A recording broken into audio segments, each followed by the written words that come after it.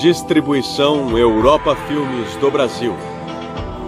Versão brasileira Lip Sync, São Paulo. História das religiões.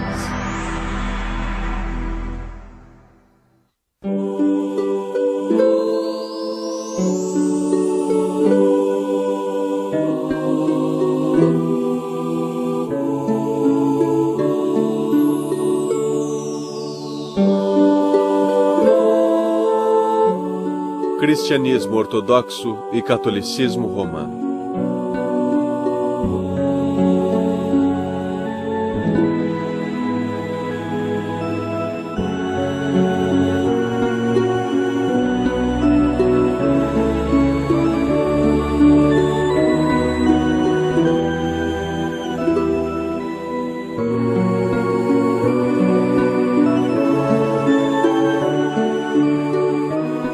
Em 7 de dezembro de 1965, foi realizada a última sessão pública do Segundo Concílio Vaticano em Roma.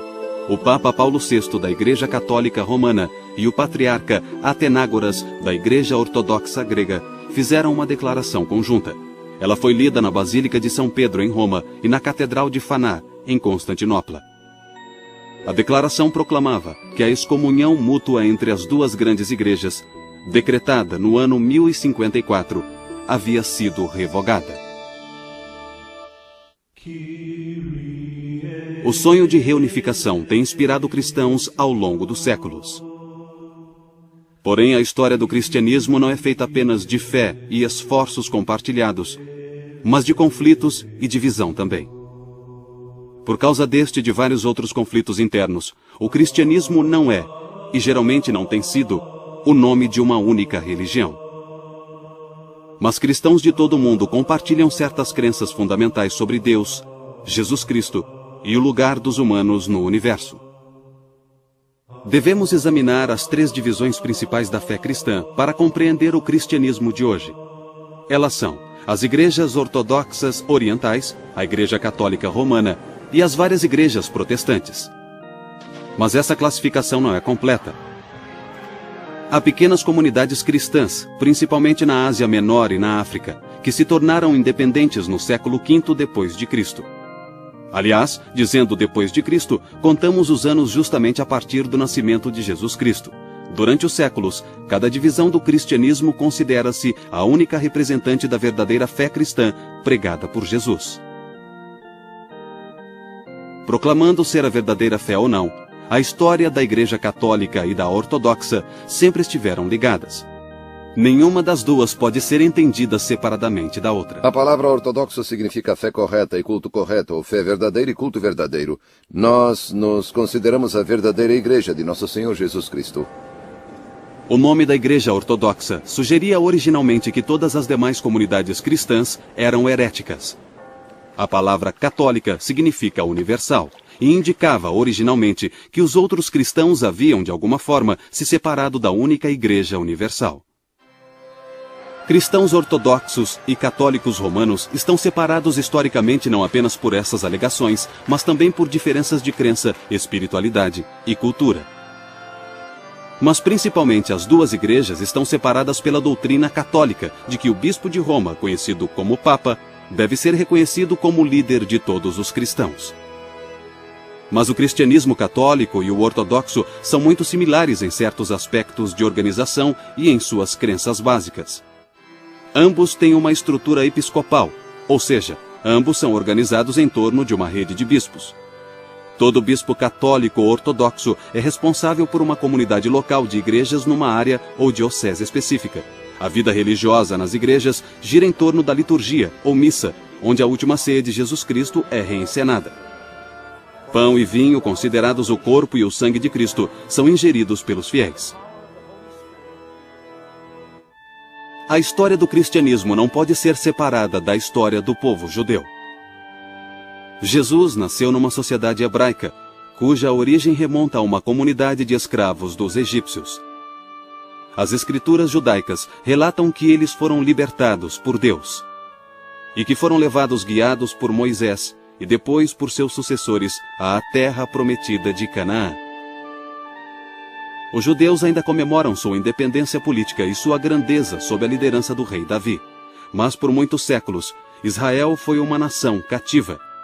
Primeiro dos assírios, depois dos babilônios, dos persas, dos gregos e, finalmente, dos romanos. Quando Jesus começou seu ministério público, o povo judeu já esperava a vinda iminente do Messias. Eles achavam que o Messias libertaria os judeus do domínio político dos romanos e levaria o povo judeu a um novo nível de devoção na prática da lei de Deus.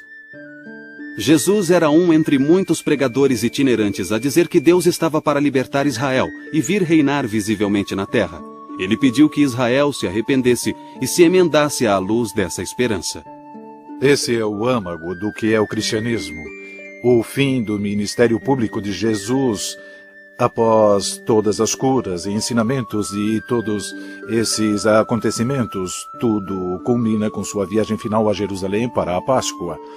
E as últimas coisas que ele faz, a última ceia, com a instituição da Eucaristia, na Quinta-feira Santa. E depois a noite em que é preso. No dia seguinte ele é julgado, torturado e crucificado. Ele morre na tarde da sexta-feira. Ele é retirado da cruz antes do entardecer, porque é o dia sagrado da Páscoa e é sabá. A lei judaica proibia deixar os corpos pendurados daquele jeito. Então ele foi colocado em seu túmulo e depois do pôr do sol, na noite de sábado, ele retornou dos mortos. O mistério pascal é essa combinação maravilhosa da morte e da ressurreição de Cristo. É uma revelação completa de quem Ele é e daquilo que Deus quer que nós sejamos. De fato, a morte de Jesus ofereceu a esperança que tem atraído milhões de seguidores por aproximadamente 2000 anos. Jesus pode ter sido crucificado porque, aparentemente, as autoridades romanas viam suas doutrinas como uma ameaça à estabilidade pública. O cristianismo, a princípio, era uma religião judaica. Era simplesmente mais uma divisão do próprio judaísmo. Era como os fariseus, os saduceus e outros. Foi Paulo, ou talvez antes de Paulo, os helenistas, que levou o cristianismo aos gentios, aos não-judeus. A missão entre os gentios logo achou um campeão incansável, um judeu da Ásia Menor, Saulo de Tarso. Saulo havia perseguido os cristãos e sua dramática conversão é descrita pelo livro bíblico dos Atos dos Apóstolos. Saulo, Saulo, por que me persegues? Eu sou Jesus, a quem tu persegues. Mas levanta e entra na cidade, e te dirão o que deve fazer. Saulo passou a ser chamado de Paulo. Através de seu incansável trabalho missionário e do de muitos outros homens e mulheres, a comunidade cristã rapidamente cresceu na região do Mediterrâneo. A igreja que nascia logo enfrentaria seu primeiro grande desafio. Os gentios convertidos deveriam mesmo ser circuncidados? A circuncisão simbolizava fisicamente a antiga aliança dos judeus com seu Deus e era uma parte central da lei judaica. Muitos naquele tempo insistiam que todos os seguidores de Jesus deviam seguir todas as leis judaicas que Jesus viera consumar. Outros, principalmente Paulo, insistiam que o que salvava era apenas a fé em Cristo. Um novo cristão não é obrigado a assumir o fardo da lei judaica. No ano 49 d.C., os apóstolos e os líderes da igreja se reuniram para resolver a questão. Esse encontro seria conhecido como Concílio de Jerusalém. Sua decisão foi anunciada numa carta aberta aos gentios convertidos da Ásia Menor. Os gentios convertidos seguiriam apenas as leis judaicas básicas e não precisariam ser circuncidados. Por séculos, o Templo de Jerusalém fora o centro da vida judaica.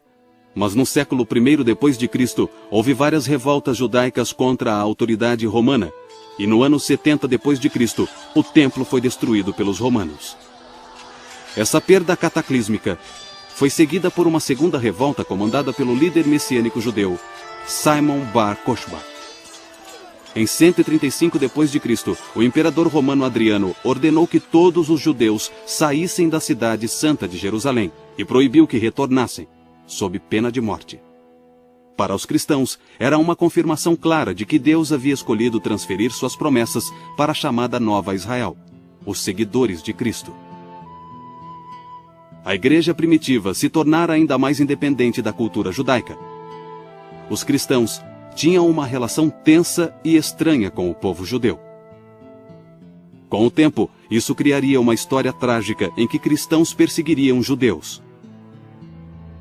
No século XX, esse precedente surtiria efeito no Holocausto.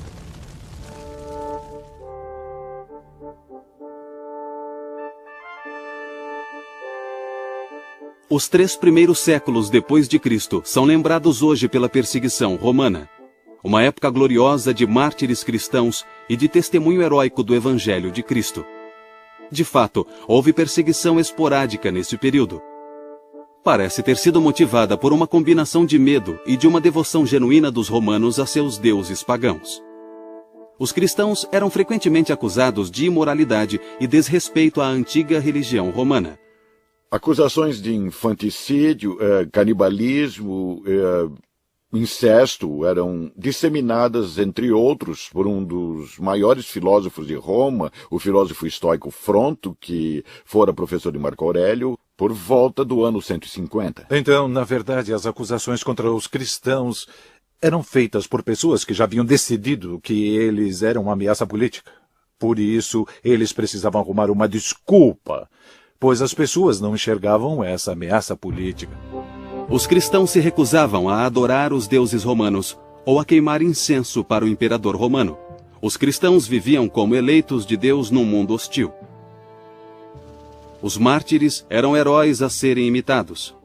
Realmente, sua fé e coragem impressionaram até mesmo o povo romano. Apesar das perseguições romanas, a maior ameaça à igreja dos primeiros tempos era um desafio espiritual. Os vários movimentos religiosos e filosóficos coletivamente chamados hoje de gnosticismo. Os gnósticos eram uma seita particular do cristianismo, sim. E eles exageravam a natureza espiritual dos seres humanos com a ideia de que haviam caído de um jeito ou de outro neste mundo material. Sua preocupação principal era a libertação pelo conhecimento, a gnose. Por isso são chamados de gnósticos. Em resposta a esses desafios heréticos, a igreja primitiva assumiu compromissos teológicos, morais e institucionais que se tornariam a base de seu desenvolvimento futuro. A primeira resposta a essas heresias foi afirmar o cânone das Escrituras como o conhecemos hoje. A Bíblia cristã inclui as escrituras hebraicas que os cristãos chamam de Velho Testamento. Ela também inclui os conhecidos 4 evangelhos, as epístolas de Paulo e textos atribuídos a outros apóstolos. O processo de canonização não ocorreu de uma vez só. Mas, no começo do século III, o cânone das escrituras cristãs estava estabelecido essencialmente tal como é aceito hoje. A igreja cristã se dedica à visão hebraica do Deus Criador, com todo o esplendor e mistério que essa visão hebraica implica. A segunda coisa foi estabelecer um grupo de pessoas que chamamos de bispos, ou seja, o Sagrado Magistério, os sucessores dos apóstolos. Os apóstolos conviveram com Jesus e testemunharam sua ressurreição. São certamente os intérpretes da mensagem de Jesus com maior autoridade. E a terceira coisa foi a declaração de fé, que chamamos de credo, uma espécie de resumo das crenças cristãs. Os gnósticos diziam que revelações esotéricas haviam sido transmitidas pelos apóstolos a poucos eleitos, mas os cristãos argumentavam que o testemunho apostólico havia sido dado publicamente a todos e que vinha sendo preservado nas igrejas, cuja fundação remontava até aos apóstolos. as pessoas usavam filosofias diferentes, usavam símbolos diferentes, usavam abordagens diferentes e começaram a perceber que havia alguns discursos sobre o objeto de nossa fé e de nossas orações que eram legítimos e outros que não eram. Havia discursos que não transmitiam bem esse mistério pascal, essa integridade da revelação de Cristo. E começou a haver separações da igreja. Havia pessoas dizendo coisas que claramente não condiziam com a tradição que herdamos dos apóstolos.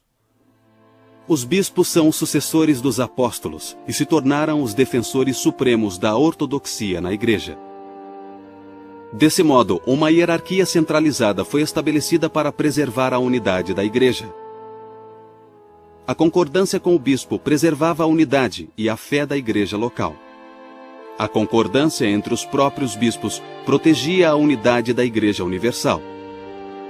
Mas como os cristãos determinariam o que constitui exatamente os ensinamentos universais dos bispos? Ireneu de Leão apontou para os ensinamentos do bispo de Roma, cuja sucessão apostólica remonta a Pedro e Paulo, ambos supostamente martirizados em Roma. Os católicos romanos acreditaram em Ireneu, defendendo uma autoridade especial para as interpretações do bispo de Roma. Alguns católicos romanos alegariam mais tarde que esse bispo, agora chamado de Papa, é a suprema autoridade de toda a Igreja.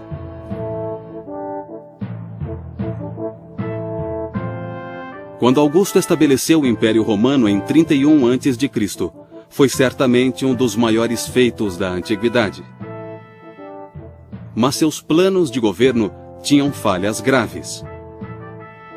Não havia uma regra clara para a sucessão no cargo de imperador de Roma. O império era periodicamente abalado por guerras civis e o governo imperial era cada vez mais dominado por militares romanos. Em 313, Constantino tornou-se co-imperador com Licínio, o soberano das províncias do Danúbio. Mas em 324, Constantino derrotou Licínio e proclamou-se o único imperador. O império tinha novamente um governo relativamente estável, mas a relevância da vitória de Constantino vai além de seus efeitos imediatos. Constantino tornara-se cristão em 312, e esse fato determinaria o futuro tanto do Império Romano como da Igreja. Eusébio, historiador e bispo de Cesareia, conta que o próprio Constantino lhe falou da visão milagrosa que o converteu ao cristianismo. Constantino contou que teve a visão na véspera da batalha da Ponte Milvio, em que derrotou seu rival, Maxêncio, e assumiu o controle da cidade de Roma. Constantino fez então um estandarte com ouro e pedras preciosas, formando a imagem da cruz, e o quirô, o monograma grego de Cristo. Com tal estandarte à frente de seus exércitos, Constantino combateu Maxêncio e venceu. A conversão de Constantino teve um grande efeito na igreja de então. Quase da noite para o dia, os cristãos passaram das agonias e glórias da perseguição ao agradável status de companheiros de fé do grande imperador Constantino. Essa mudança trouxe novas liberdades e novas responsabilidades à medida que os cristãos entravam na vida pública do Império Romano. Acredita-se que Constantino teve então outro sonho enviado por Deus quando em 324 fundou uma cidade às margens do rio Bósforo, no local da antiga Bizâncio. Ele chamou a cidade de Constantinopla. Em 330, a nova cidade estava pronta, e Constantino transferiu a capital do Império Romano de Roma para Constantinopla. Isso levou a uma divisão gradual do Império Romano. A separação seria formalizada em 364, mais de 3 décadas após a mudança. O Império dividido acabaria separando também a Igreja Ortodoxa da Igreja Católica Romana. Mais imediatamente, Constantino deu à Igreja um necessário período de paz e segurança. Os líderes cristãos podiam voltar sua atenção às questões doutrinárias, especialmente as ligadas à mais importante figura na história cristã, Jesus de Nazaré.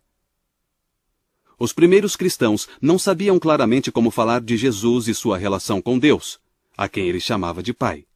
Pareciam claras as evidências da Escritura de que Jesus era mais que um homem bom, mais que um grande profeta ou um mestre, e taumaturgo inspirado. Até o século IV, a maioria dos cristãos acreditava que o homem Jesus era a encarnação daquilo que chamavam de Logos de Deus. Logos de Deus significa simplesmente Verbo de Deus. O Logos era muitas vezes identificado com o Filho de Deus Pai. Muitas pessoas se tornaram cristãs não porque acreditavam em Cristo, embora possam ter acreditado nele, mas porque estava na moda, o imperador favorecia o cristianismo. Muitos não deixaram seu paganismo de lado. Eles tentaram, na falta de outra palavra, uni-lo às práticas cristãs, o paganismo e o cristianismo. E ao fazerem isso, o que aconteceu foi que eles resolveram que Cristo não poderia ser o Filho de Deus. O antigo Deus grego deles não podia estar diretamente ligado a esse mundo, pois isso significaria necessidade, e Deus não precisa de nada. Então um padre de Alexandria, da igreja de Alexandria, juntou tudo isso e disse que Cristo não poderia ser realmente o Filho de Deus. Ele era um ser glorificado melhor do que nós, mas era uma criatura. Esse padre se chamava Ário e era muito inteligente. Foi o início dos hinos da igreja. Ário ensinava jingles sobre Cristo não ser o Filho de Deus ou sobre nem sempre ter existido, a marinheiros, etc. E essas pessoas espalhavam as ideias. Atanásio apareceu e demonstrou que o Logos é totalmente Deus, de modo que Jesus é Deus encarnado. O episcopado grego se dividiu em duas facções sobre a questão de o Logos ter sido gerado por Deus, como Ário disse, ou ser totalmente Deus, como Atanásio e outros disseram. Bem, quando havia um problema em uma igreja, que permanecia nessa igreja era um problema só dela. Mas o que houve com a heresia ariana, que negava a divindade de Cristo e dizia que houve um tempo em que ele não existiu, é que ela se espalhou de modo que a igreja toda teve que lidar com ela.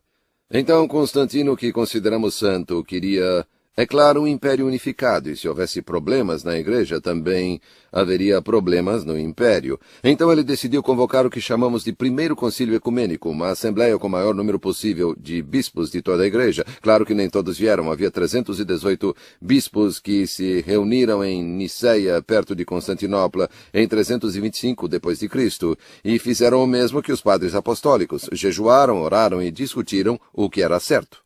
Eles definiram os primeiros artigos do Credo de Niceia, que declarava que Cristo foi gerado do Pai antes dos tempos, como diz a Bíblia.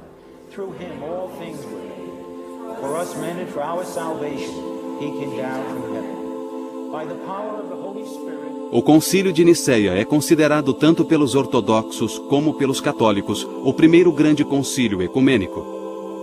Mas o arianismo ainda tinha muitos defensores importantes no clero. Sua posição se fortaleceu quando Constantino morreu em 337 e seu filho Constâncio, um ariano, subiu ao trono. A Igreja é obrigada a definir cada vez com maior precisão o modo correto de falar da própria natureza de Cristo e a defender os dois lados, ora defendendo sua divindade e ora defendendo sua humanidade.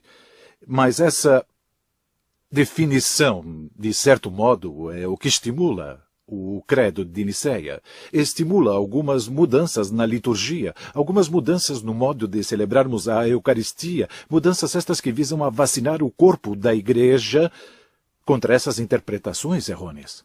O único meio que a igreja de lugares distantes tinha para resolver essas disputas era reunir todos os bispos em concílios, com bispos de todo o império. Existem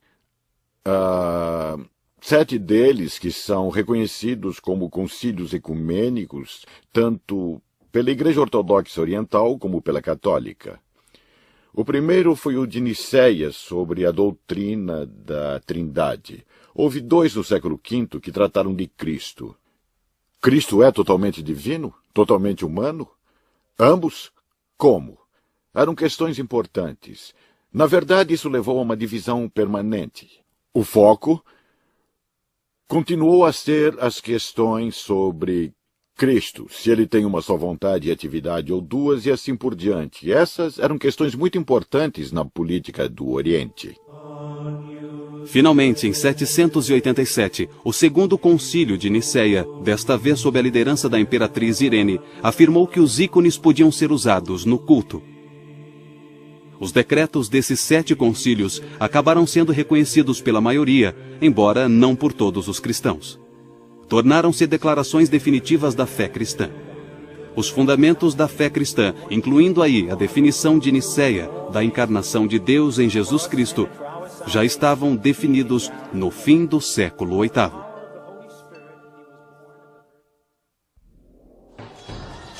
Em 410, Alarico, um líder visigodo e cristão ariano, conquistou a cidade eterna, Roma.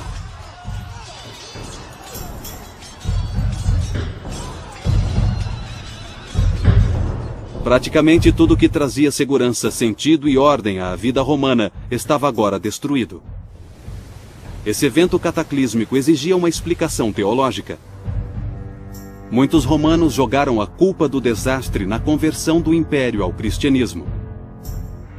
O grande teólogo ocidental Agostinho, bispo de Hipona, respondeu com uma interpretação teológica da história de Roma e da história do mundo, numa obra intitulada A Cidade de Deus. Ele gostava de citar uma passagem de Jeremias, a carta aos exilados na Babilônia, em que Jeremias diz a eles: procurem o bem-estar ou paz da cidade em que se encontram, e na paz da cidade encontrarão sua própria paz.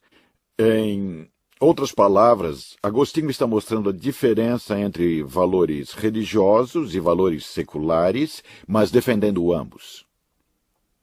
A queda de Roma foi um momento decisivo, tanto para a Igreja como para a sociedade como um todo. Mas sob vários aspectos, a vida não mudou muito depois de 410. O Oriente desfrutava de estabilidade social e política, e o Ocidente sofria com mais convulsão social e anarquia. Os 1000 anos de domínio romano terminaram, e não havia nenhuma autoridade política dominante. O bispo de Roma ganhou autoridade secular com o fim do Império no Ocidente durante o século V. O bispo de Roma torna-se o principal líder cívico. Nessa época, além disso, a Igreja controlava grandes quantias de fundos para ajudar os pobres e começou a receber donativos, terras para cultivo e assim por diante. Então, os bispos dos séculos IV e V eram muitas vezes famosos por usar esses recursos para conseguir aliados. Os bispos da Igreja Ocidental viam que em seu futuro estavam as próprias tribos que haviam destruído seu mundo. Assim, missionários levaram o Evangelho aos povos tribais da Europa, até a Alemanha. Em 800, o rei dos francos, Carlos Magno, subiu ao trono do Sacro Império Romano, que era uma união de pequenos feudos teutônicos. Parecia que a Europa havia encontrado outro Constantino que poderia unir toda a sociedade numa única federação cristã. Os reis francos eram aliados dos papas romanos. O próprio Papa Leão III coroou Carlos Magno imperador em uma cerimônia em Roma. Essa coroação de Carlos Magno abriu um precedente que influenciaria significativamente a relação entre Igreja e Estado na Europa Ocidental. Os papas estavam, na verdade, apostando no norte europeu e não em Constantinopla ao fazer essas novas alianças. Papas posteriores afirmariam que a autoridade imperial dependia da sanção do Papa.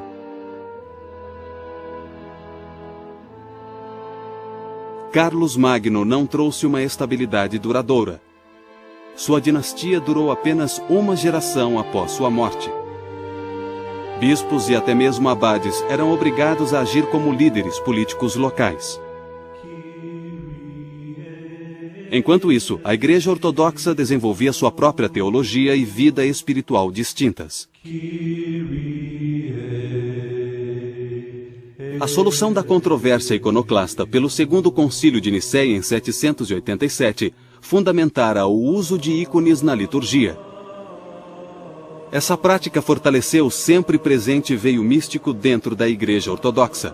Assim, não foi surpresa a Igreja Oriental ter gradualmente desenvolvido uma teologia predominantemente mística.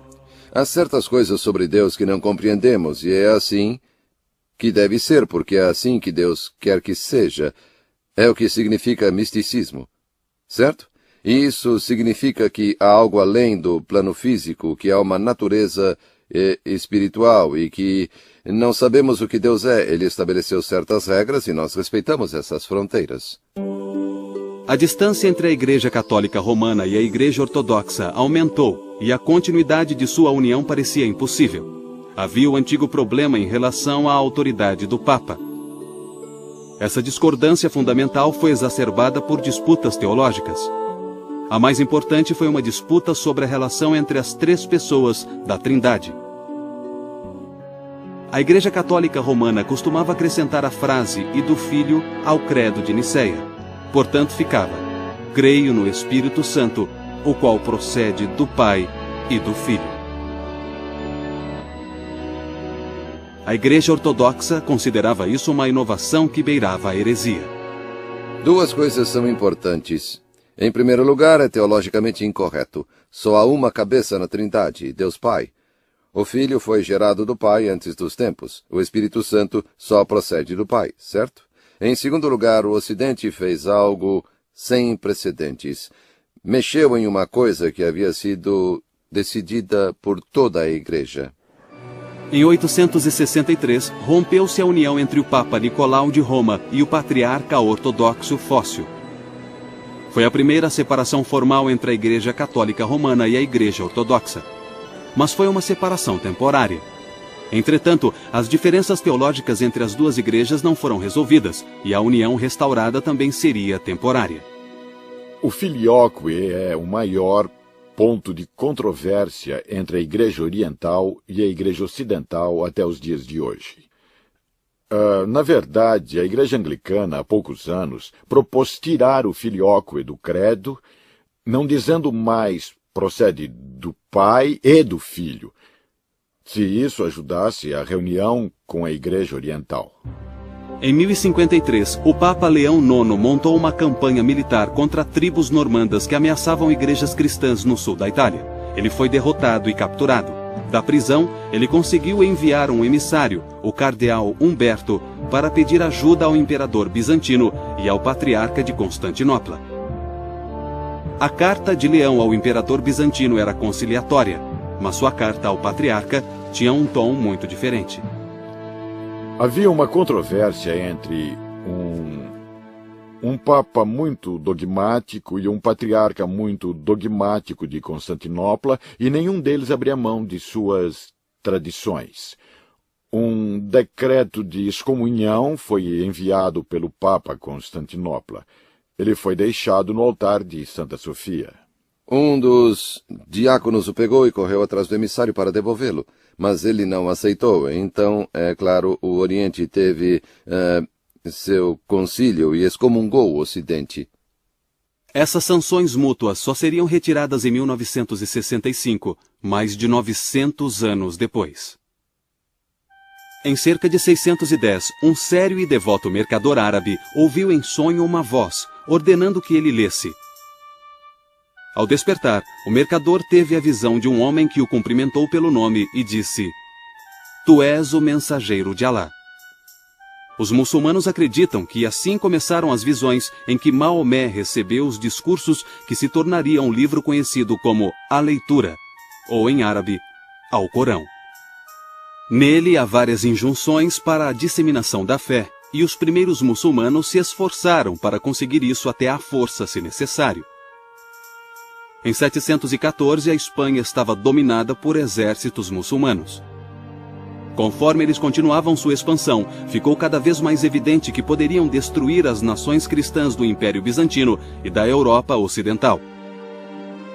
Após a derrota em Anatólia, em 1071, o imperador de Bizâncio, Aleixo Comneno, pediu ajuda ao Ocidente. Os imperadores do Oriente pediram ajuda ao Ocidente e conseguiram. As cruzadas atendiam os pedidos dos imperadores do Oriente. Foi uma operação de resgate da Igreja Oriental. Religiosos e cavaleiros católicos da Europa Ocidental atenderam prontamente. Muitos ficaram simplesmente horrorizados ao saber que cristãos do Oriente estavam sendo ameaçados por aquilo que eles viam como uma nação pagã. A Palestina, a terra santificada pela vida e morte de Jesus, era controlada por muçulmanos. E alguns membros do clero preferiam que os exércitos se unissem para combater um inimigo comum, em vez de uns aos outros. De qualquer modo, em 1095, o Papa Urbano II convocou uma cruzada. Essa missão sagrada salvaria o cristianismo oriental e retomaria a Terra Santa do controle muçulmano. Uma série de 4 cruzadas durou até o século XIII. As relações entre os cruzados ocidentais e a corte bizantina pioravam cada vez mais. Os líderes das cruzadas viam os ortodoxos como traidores e inimigos. O que começou como uma missão para salvar cristãos ortodoxos dos muçulmanos, tornou-se em meados do século XII uma missão contra os próprios cristãos ortodoxos. Em 1204, cruzados católicos romanos saquearam Constantinopla. Nas palavras do historiador Calisto, foi um ato que a Igreja Ortodoxa jamais esqueceria ou perdoaria. Mesmo assim, os esforços para a união continuaram, mas as duas igrejas continuaram separadas. Em 1261, o imperador cristão da Niceia, Miguel Paleólogo, recuperou Constantinopla e devolveu-a aos orientais ortodoxos. Mas sua vitória trouxe apenas um descanso temporário de 200 anos, antes que Constantinopla caísse nas mãos de outro inimigo, os turcos otomanos. Em 29 de maio de 1453, os turcos tomaram Constantinopla. O último imperador bizantino, Constantino XI, foi assassinado. Nos séculos 13 e 14, a Rússia esteve sob o domínio dos mongóis e isolada do restante da cristandade. A Rússia começava a se recuperar no século XV, quando o Império Bizantino chegou ao fim. Então era natural que essa grande nação ortodoxa se tornasse a sede principal da Igreja Ortodoxa. No século XVII, o patriarcado foi abolido por Pedro, o Grande, da Rússia. A Igreja conseguiu manter uma rede de seminários e mosteiros, mas ela sobreviveu principalmente graças à profunda devoção do povo russo. Para compreender a história do catolicismo romano no período medieval, precisamos voltar à nossa história do cristianismo ocidental da época, quando nações-estado da Europa Ocidental começavam a surgir. A Idade Média é chamada de Idade da Fé. Podemos até dizer que foi uma era de intenso entusiasmo religioso. A Igreja não via com bons olhos alguns novos movimentos religiosos. Seu poder era cada vez mais ameaçado. A Igreja, às vezes, pedia às autoridades seculares que forçassem os dissidentes a capitular, sob ameaça de penas civis que incluíam a pena de morte. Mas alguns católicos estenderam a mão a esses movimentos dissidentes. 2 homens em particular, Domingos e Francisco, romperam com a vida monástica e reuniram a seu redor comunidades de irmãos ou frades. Esses homens atuavam como pregadores itinerantes. Eles se sustentavam pedindo esmolas. Não levavam a vida respeitável e estável da reclusão no mosteiro. Os franciscanos e dominicanos são muito importantes, principalmente no século XIII, logo após a sua fundação. Eles se tornaram missionários no mundo islâmico, eles eram interessantes, eles dominaram as universidades rapidamente. Acho que por causa de seu sistema de recrutamento.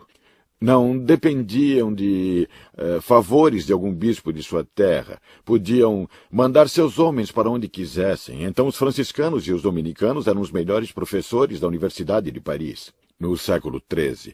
Também eram inquisidores. Lembrem-se de que a Inquisição só estava tentando saber se havia alguma heresia à solta.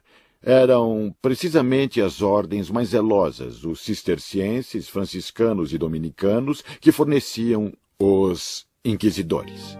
A vida espiritual e intelectual do catolicismo romano teve seu período de maior expansão durante o século XIII, mas a própria Igreja Católica era cada vez mais atacada.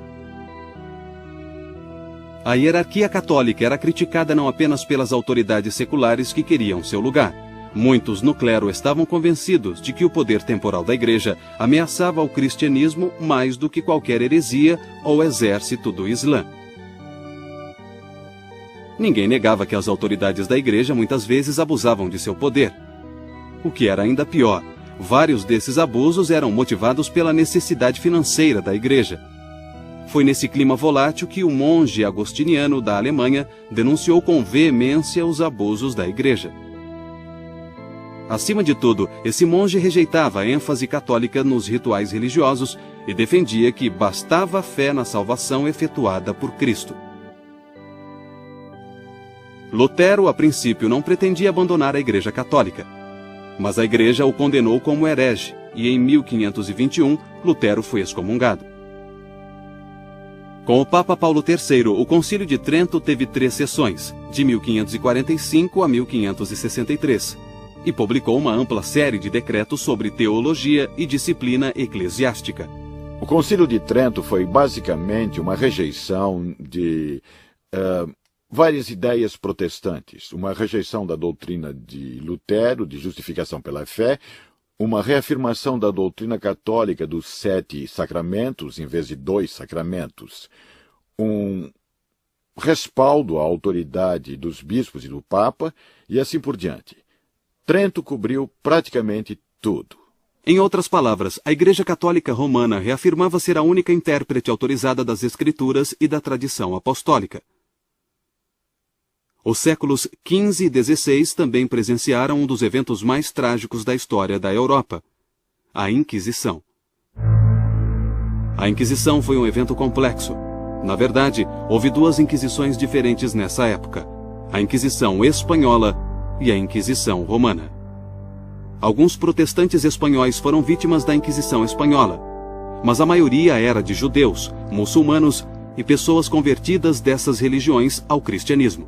Acho que, independentemente do que a Inquisição tenha sido realmente, ela se tornou um símbolo da intolerância religiosa, de uma reação exagerada, radical e extrema à diversidade dentro da Igreja. E estavam acontecendo muitas coisas, havia muita divisão na Igreja Católica daquela época, muitos desafiavam os elementos mais fundamentais da fé, muita gente na Igreja Católica acreditava que isso era um ataque mortal à realidade do cristianismo. A Espanha exilou 170 mil judeus. Os últimos navios transportando judeus partiram da Espanha em 2 de agosto de 1492, um dia antes da partida da expedição de Cristóvão Colombo. Em 1500, os muçulmanos espanhóis teriam de fazer a mesma escolha: conversão ou exílio. Mais tarde, a Inquisição Romana seria responsável por um dos julgamentos mais infames de todos os tempos: a condenação do grande astrônomo Galileu por heresia em 1642. Essa condenação só seria revertida 350 anos mais tarde. Nos séculos seguintes, a Igreja Católica Romana tornou-se cada vez mais hierárquica. A autoridade centrou-se ainda mais no Papa. Essa tendência de centralização teve sua maior expressão no Primeiro Concílio Vaticano, realizado no Vaticano, em Roma, em 1870. Esse concílio, pela primeira vez, sancionou oficialmente a crença de que o Papa é infalível. Na verdade, o decreto é um pouco mais preciso. Diz que quando o Papa fala ex cátedra, formalmente, sobre questões de fé e moral, ele fala com aquela infalibilidade que Cristo quis que sua igreja tivesse. Na realidade, eles não estavam criando algo que não existia. Só estavam delimitando isso. No fim do século XIX, a Igreja Católica Oficial começou a surgir como líder na luta por justiça social para trabalhadores e pobres. As igrejas ortodoxas também viram novos movimentos teológicos nos séculos XIX e XX, na esperança de criar uma teologia cristã moderna. Na segunda metade do século XX, houve movimentos reformistas dentro da Igreja Católica Romana e da Igreja Ortodoxa. A Igreja Católica Romana tornou-se cada vez mais receptiva com aquilo que acredita ser bom no mundo moderno. Essa tendência foi expressa pelo Papa João XXIII, que só era Papa havia 3 meses, quando em 1959 anunciou seus planos de convocar um concílio ecumênico. 4 anos depois, em 11 de outubro de 1962, foi aberto o Segundo Concílio Vaticano. Há um novo espírito invadindo a Igreja Ortodoxa e a Igreja Católica Romana. E uma de suas expressões mais promissoras está nos esforços para reunir essas duas comunhões.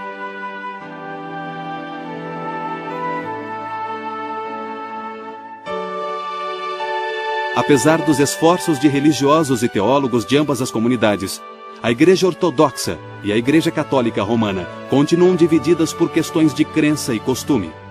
Mas pela primeira vez em muitos séculos, há motivos para ter esperança de que essa divisão logo acabe. Sempre haverá tribulações. A Igreja sempre enfrentou perturbações de fora e de dentro, porque Satanás está sempre tentando nos destruir. Quando contemplamos a história da salvação, há 2 histórias. A história da graça e a história do pecado. E essas 2 histórias interagem constantemente. Acreditamos que com a morte e ressurreição de Jesus, temos uma garantia do triunfo da história da graça. No final, a vontade de Deus prevalecerá. No final, o reino de Deus se estabelecerá e triunfará. No final, o mal será banido. Mas enquanto vivermos na história, estaremos vivendo com essas 2 histórias, a da graça e a do pecado.